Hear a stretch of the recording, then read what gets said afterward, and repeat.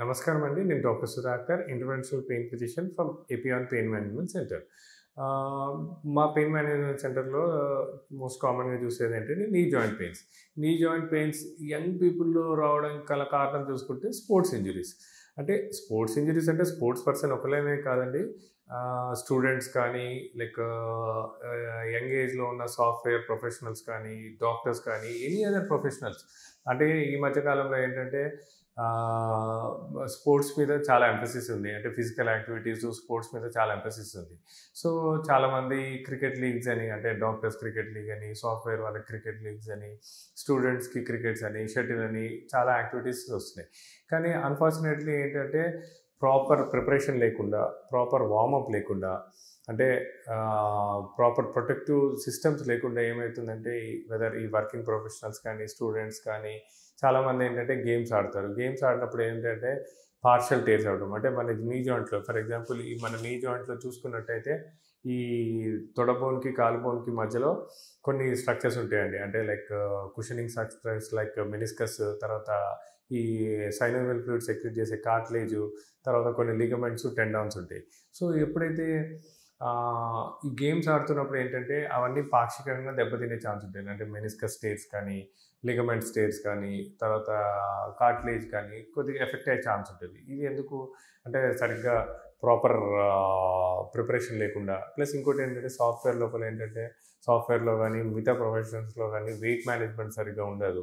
సడన్‌లో ఏదో ఒక లీగ్ పెట్టారని చెప్పేసి క్రికెట్ ఆడటం కానీ, టెన్నిస్ ఆడటం కానీ, షటిల్ ఆడినప్పుడు ఏమవుతుందంటే వెయిట్ ఎక్కువ ఉన్నప్పుడు మెనిస్కస్ మీద ఇంజరీస్ అవ్వడము, లిగమెంట్స్ ఇంజరీస్ అవ్వడము, టెండాన్స్ ఇంజరీస్ అవ్వడము ఇలా అవుతుంటుంది. అప్పుడు కంటిన్యూస్‌గా పెయిన్ వస్తుంటుంది. సో, ఇలా పెయిన్‌తో సఫర్ అయ్యే వాళ్ళకి మేము ఒకటే చెప్పేది ఏంటంటే ఫస్ట్ థింగ్ ఏదైనా గేమ్ ప్లాన్ చేసుకున్నప్పుడు, ఏదైనా గేమ్ ఆడాలనుకున్నప్పుడు ప్రాపర్ ప్రిపరేషన్ ఉండాలి, వార్మప్ ఉండాలి. తర్వాత మన నీ జాయింట్స్‌కి సపోర్టింగ్ స్ట్రక్చర్స్ ఉన్న వాటిని స్ట్రెంథెనింగ్ ఎక్సర్సైజ్ చేసుకోవడం. అంటే కొద్దిగా క్వాడ్రిసెప్స్ స్ట్రెంథెనింగ్స్ కానీ, హామ్‌స్ట్రింగ్ స్ట్రెంథెనింగ్స్ కానీ చేసుకోవడం. మూడోది ఎప్పుడైతే ఇలా డ్యామేజ్ ఉన్నా, ఎలాగైనా ప్రాబ్లమ్ వచ్చినప్పుడు వాటిని సింపుల్ ప్లాస్మా పద్ధతి ద్వారా ఆర్ పీఆర్‌పీ పద్ధతి ద్వారా రీజనరేట్ చేసుకొని మళ్ళీ స్ట్రెంథెన్ చేసుకోవడం.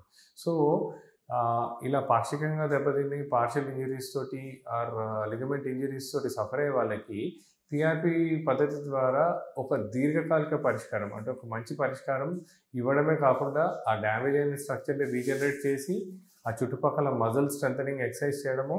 తర్వాత వెయిట్ మేనేజ్మెంట్ ఎలా చేసుకోవాలి కూడా చెప్తాము. అంటే ప్రాపర్ డయట్ అంటే ఏం తీసుకోవాలి, ప్రోటీన్ డయట్ అంటే ఏమి ఉంటుంది. సో, వెయిట్ మేనేజ్మెంట్ కోసం అని చెప్పి more of proteins, less of carbohydrates తీసుకోవడము.